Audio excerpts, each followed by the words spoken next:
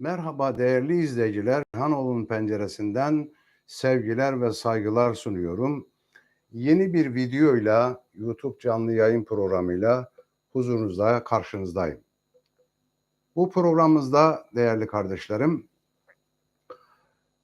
bize kadar abonelerden ve izleyicilerden gelmiş olan sorular var.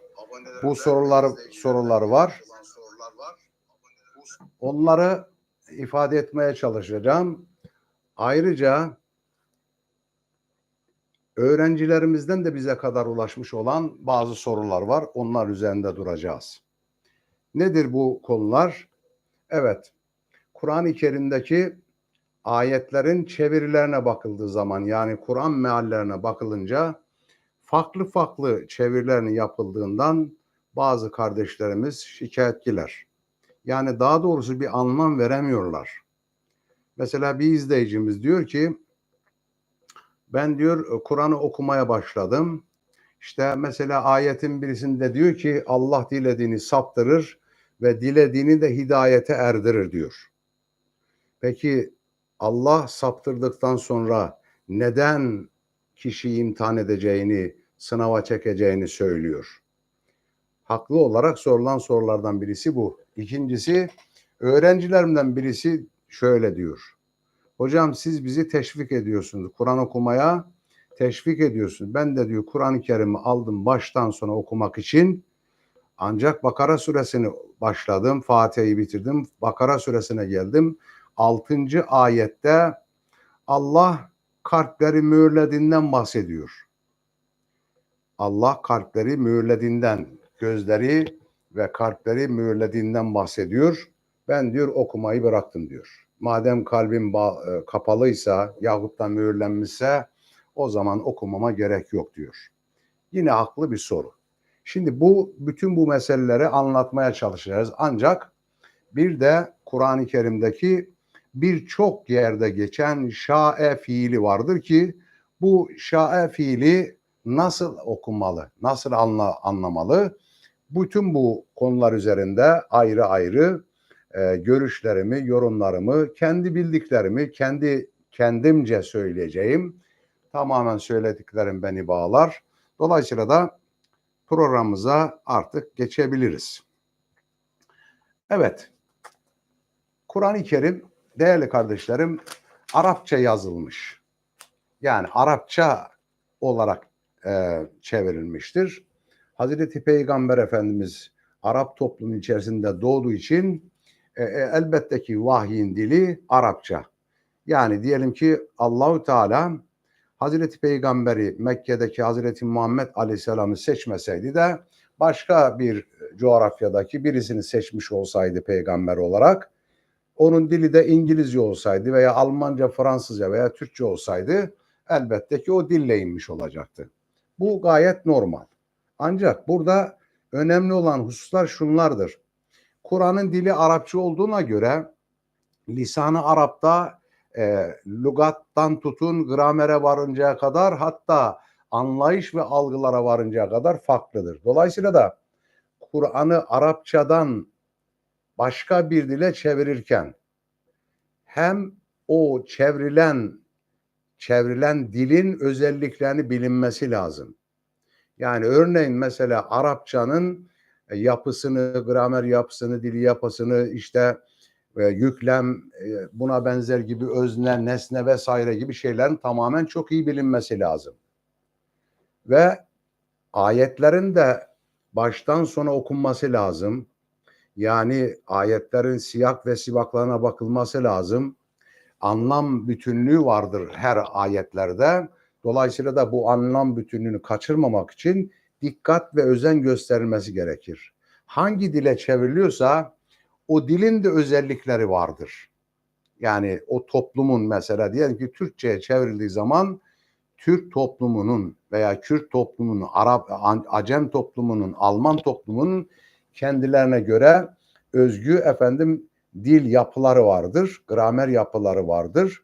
İşte hangi kelime, cümle mecazdır, hangi kelime, cümle hakiki manadadır, bunların iyi bilinmesi gerekir.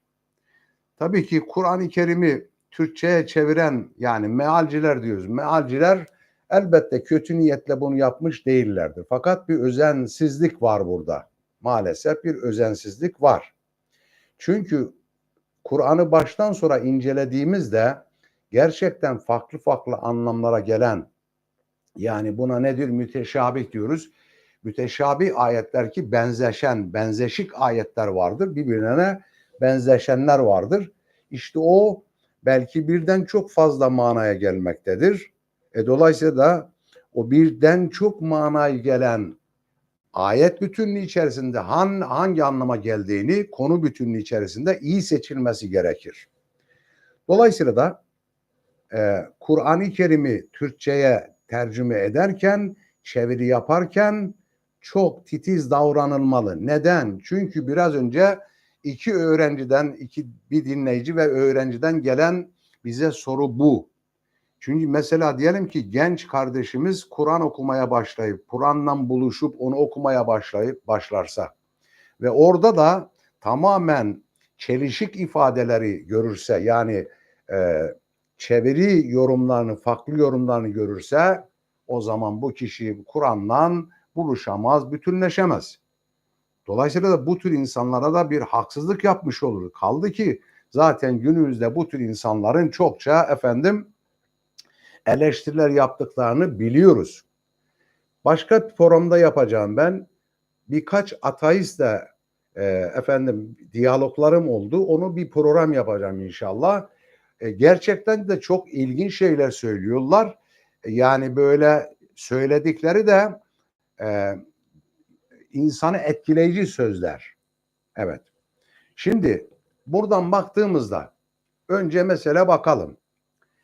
Bakara suresinin 6. ve 7. ayetlerinde Allahu Teala sen onlara ne kadar anlatırsan anlat, korkutsan korkut, onlar inanmazlar diyor. Sonra hatemallahu ala kulubihim ve ala sem'ihim ve ala absarim diyor. Yani onların kalpleri mühürlenmiştir. İşte gözleri mühürlüdür, kulakları mühürlüdür. Yani sen onlara ne anlatsan anlat, onlar inanmazlar, kalpleri mühürlüdür. Kalbin mühürlenmesini Allah mı dilemiştir? Yoksa o vahye muhatap olan, söze, manaya muhatap olan kişi mi kalbini kapatmıştır? Bu çok önemli. Onun için meallerde bazı ayrıntılar da verilmeli. Yani herkesin tefsir okuma şansı yoktur. Herkesin de Arapça teknik gramer bilgilerine sahip olması mümkün değildir. Dolayısıyla da çok kapsamlı bilgi verilmesi gerekir. Allah elbette ki kulunun sonucunu söylüyor. Yani çünkü Allah o kulun, yani inanmayan kullarının durumunu biliyor. Yaratıcı o, bilmez mi? Hepsini biliyor. Fakat bildiği halde onun kalbini mühürlemiyor. Ona kader olarak onu yazmıyor. Yani inkarcı diye kaderine yazmıyor ya da mümindir diye kaderine yazmıyor. Cennetlik ve cehennemlik olduğuna dair kaderine yazmıyor. Kader kavramı da çok farklı bir kavramdır Kur'an-ı Kerim'de. Teknik bir kavramdır. Yaratılmış varlıkların yaratılışlarla ilgili, yani sosyal, fiziki yasalar ve aynı zamanda biyolojik yasalarla ilgilidir. Ama bizim burada toplumumuzun anladığı şu: her insanın bir kaderi var. Evet, biz insanın kaderini boynuna bağladık diyor. Derken ne demiş oluyor? Yani biz onun kaderini yazdık demiyor Allahu Teala. O sonuçtur, yazması sonuçtur. Çünkü kulunu imtihan ediyor Allah. Evet, imtihana tabi tuttuğunu söylüyor. Nasıl bir imtihan? Hem de çok yıpratıcı, çetin bir sınavdan geçireceğini bildiriyor. Yani o sınavda başarılı olanlar, sonuca bakacağız. Başarılı olanlar işte diyelim ki Allah muradına uygun mümin olacak ya da inanmayacak, kafir olacaktır. Dolayısıyla da Allah elbette ki kullarının her türlü durumunu biliyor. Yani 0 yaştan başlayıp ne hal yaşayacağını, nasıl hal üzere yaşayacağını, hangi hal üzere öleceğini tamamını biliyor Allah. Ama ve lakin onu hemen yazmıyor. Çünkü o zaman imtihanın anlamı kalmaz, değil mi? Yani siz de şöyle düşünün, işte hoca öğrencilerine diyor ki Efendim sizi şu konulardan imtihan edeceğim. Çalışın. Çalıştıktan sonra gelip tam imtihan zamanında tamam ya yazsanız da olur, yazmasanız da olur. Ben sizin sonucunuzu yazdım. Bu olur mu? Olmaz. Dolayısıyla Cenab-ı Hak da böyle dilemiyor. Şimdi biraz sonra gerekçelerini, sebeplerini söyleyeceğim. Yani yanlış çevirilerdeki yanlış anlamların yorumunu size söyleyeceğim. Demek ki Allahu Teala insanı imtihana tabi tutuyor. Ona yol gösteriyor. Diyor ki iyi doğrudan mesela la ikrafi din kat tebeyene ruş diyor. Yani dinde zorlama yoktur. Allah insanları inansınlar diye zorlamıyor, inkar etsinler diye de zorlamıyor. Hatta serbest bırakmıyor. Allahu Teala o inkarcı olanların durumunu biliyor. Fakat onlara çok çok hikmetli nimetlerde bulunuyor ki yanlıştan vazgeçsinler de doğruya ulaşsınlar, doğruya ersinler diye. Çünkü Allah'ın merhamet sıfatı vardır. Merhametiyle onların inkarcı olmalarını, cehenneme gitmelerini istemiyor. Fakat kul da yani Allah'ın yaratmış olduğu insan da yok ben istemiyorum, ben cehenneme gideceğim diyorsa herhalde Allah-u Teala onu önünde engellemiyor. Anlatabildim mi? Dolayısıyla da bu farklı farklı kavramlardır. Dolayısıyla da Allah imtihana tabi tutuyor. Doğru yol eğri yoldan eğrilmiştir. Dolayısıyla da dileyen Allah'a varan bir yol tutar gider, dileyen de başka yere gider. İster inanır, ister inanmaz. Şimdi Kur'an bütünlüğü dedik ya, Kur'an'ın bütünlüğüne baktığımızda gerçekten bunu biz görüyoruz. Nerede görüyoruz? Mesela Allahu Teala buyuruyor ki dileyen inanır, dileyen inkar eder. Yani Allah başından insanı inanmaz kafir diye yazmıyor, inanacak mümin diye yazmıyor. Çünkü imtihana tabi tutuyor. O insan çeşitli aşamalardan geçecek, değil mi? Yani ömrü billah yaşadığı süre içerisinde imtihandan imtihana, imtihandan imtihana yani sınavdan sınava tabi tutulacak ve ondaki öz ve cevher dışarıya çıkacak. Onun için de Allahu Teala ne yapıyor?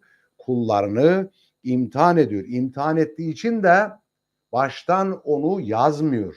Baştan onun mümin veya kafir olduğunu dilemiyor. Dileme kavramı vardır ki mesela bir örnek vereyim size. Nahl suresi 93. ayette Estağfirullah ve lev şa'allahu leca'alekum ümmeten vahide velakin yudillu men yeşâ ve yahdi men yeşâ diye ayet böyle devam ediyor. Ve la tüs'elne amma kuntum ta'melun. Sadakallahul azim. Mananın anlamın en doğrusunu Allah bilir. Şimdi burada Allahu Teala buyuruyor ki eğer diyor tercihi biz yapmış olsaydık herkes inanırdı bir ümmet olurdu diyor. Bakın zorlamıyor burada. Tercihini Allahu Teala herkes inansın diye yapmıyor. İnanmalarını istiyor. Mümin olmalarını, Müslüman olmalarını istiyor, arzuluyor. Lakin zorlamıyor. Kişinin tercihine bırakıyor. Ve lakin yudillu men yeşâ ve yehdi men yeşâ. Şimdi bakın meallerde hatalar burada çıkıyor. Başta söyleyeyim mesela Diyanet'in 3 tane meali var. Üçünde de aynı hatalar işleniyor. Önüme alıyorum ben her gün Kur'an çalışması yapıyorum. Yaşım ilerlemiş, emekli olmama rağmen hala ben Kur'an çalışması yapıyorum. Ne diyor orada Allahu Teala? Mealleri 30 tane meali önüme koyuyorum. En az 25'inde aynı mana veriliyor. Şöyle diyor. Diyor ki Allah dilediğini saptırır, dilediğini hidayete erdirir. Sonra Allah sizi hesaba çekecektir diyor. Bu nasıl bir şey? Bir anlam nasıl bir anlamdır? Bu doğru bir anlam değil mi? Orada çeviri hatası var. İşte şa fiili burada devreye girecek. Nasıl çeviri hatası var? Yani Allah saptırdıktan sonra dilediğini saptırıp dilediğini hidayete erdikten sonra ve la tüs'elne amma kuntum ta'melun buyuruyor. Sonra sizi yapıp ettiklerinizden dolayı hesaba çekilir. O zaman Allah saptırmışsa ne diye hesaba çeksin? Hani Kur'an'da bir sürü müşriklerin sıfatlarını anlatan, inanışlarını anlatan ayetler var. Orada da diyor müşrikler, diyor ki Allah bizi saptırmasaydı biz sapmazdık diyor. Bakın ne kadar yanlış, tehlikeli bir mana değil mi bu? Peki oysa burada anlam ne olmalı? Şimdi burada şa'e fiili devreye giriyor. Ne demek? Şa'e fiili eğer ki Allah'ın iradesi söz konusu ise ayette Allah diler ve yaratır anlamı vardır. Bir de kullara yönelik vardır. Ayetin içerisinde mana bütünlüğüne baktığımız zaman yani yukarıdan aşağı doğru baktığımızda eğer ki o şa'e fiili insanla ilgili ise insanın iradesi demektir. Yani insanın seçimi tercih demektir. Şimdi elbette ki Allah'ın iradesi büyük. Allah her şeyi bilir, her şeye kadirdir. Amenna ve seddakna diyoruz. Fakat Allahu Teala kendisiyle ilgili olanlarda ne yapıyor? İradeyi koyuyor, hükmünü koyuyor, mührünü basıyor.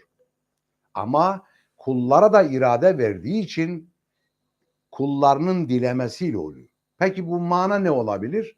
Şa'e fiili burada insanla ilgilidir. Yani yaratmayla Allahu Teala'nın yaratmasıyla ilgili değildir. Seçimiyle ilgili, seçim tercihiyle ilgilidir. Ne demektir? Mana şu olur. Allah tercih yapmış olsaydı, dilemiş olsaydı herkes inanır bir ümmet olurdu. Lakin dileyeni saptırır, dileyeni hidayete erdirir. Yani isteyeni saptırır, isteyeni de ne yapar? Hidayete erdirir. Anlam bu. Sonra ayetin sonunda bağlamına baktığımız zaman sonra Allah sizi yapıp ettiklerinden dolayı hesaba çekecektir. Ayeti geliyor. Bu tam mana oturdu değil mi? Dolayısıyla da tercihi bize bıraktı. Eğer müminseniz yani inanmayı tercih ederseniz inanmanın yani mümin olmanın gerekleri, sıfatları, icapları, işte yaşam kuralları, işte farzları, vacipleri, günahları, sevap hepsini ne yapıyorsunuz? Siz inanıyorsunuz, ona göre bir hayat sürüyorsunuz. Ya da inkarı tercih ediyor. Yani küfrü tercih ediyorsunuz. İnkara gidiyorsunuz. Sonuçta da hesap verme elbette ki Allah hesap soracaktır değil mi? Çünkü başından uyardı bizi. Allah dedi ki doğru yol budur.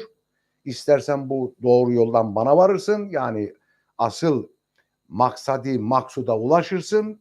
İstersen, dilersen inanmazsın ama sonunda bedeline de katlanırsın.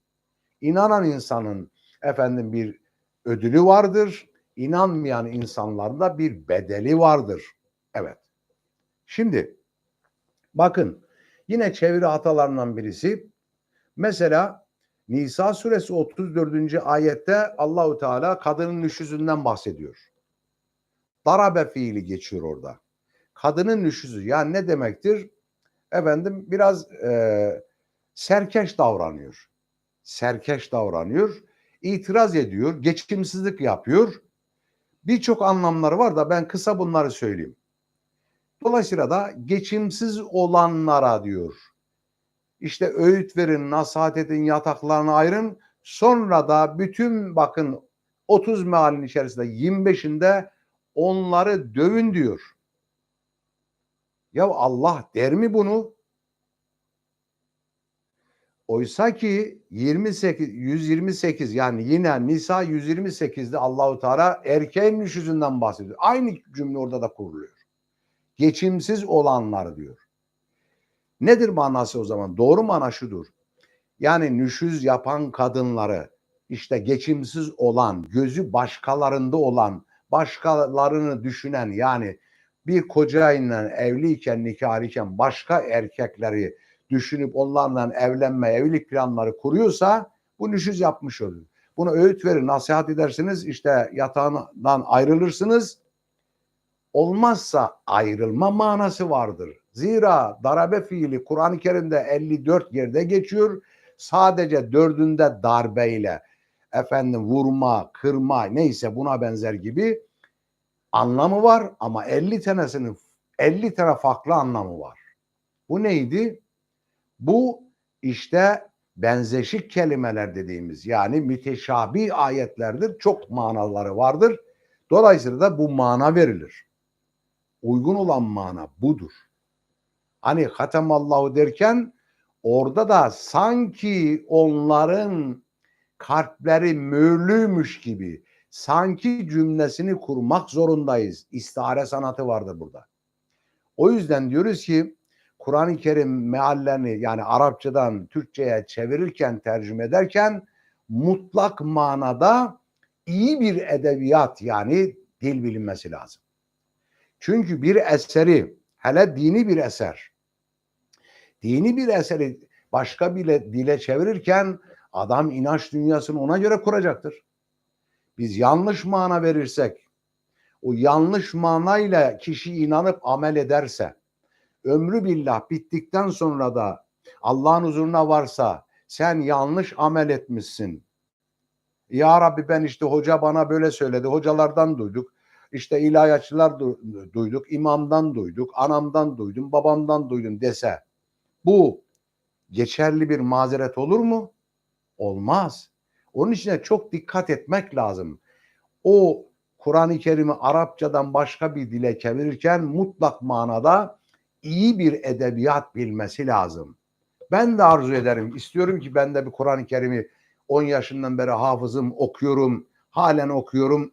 Günde 3-5 saat Kur'an çalışması yapıyorum. Ben de istiyorum ki bir Kur'an meali ölmeden önce bir Kur'an meali yapayım diyorum. Ama bu kolay bir şey değil. Çok hassas bir şey. Kritik bir şey. Bakın işte o Nisa suresinin 34. ayette işte nüşüz yapan kadınları dövün diyor ya.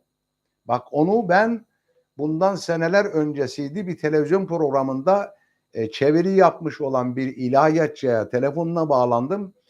O kadınları, haklarını, hukuklarını savunur gördüm.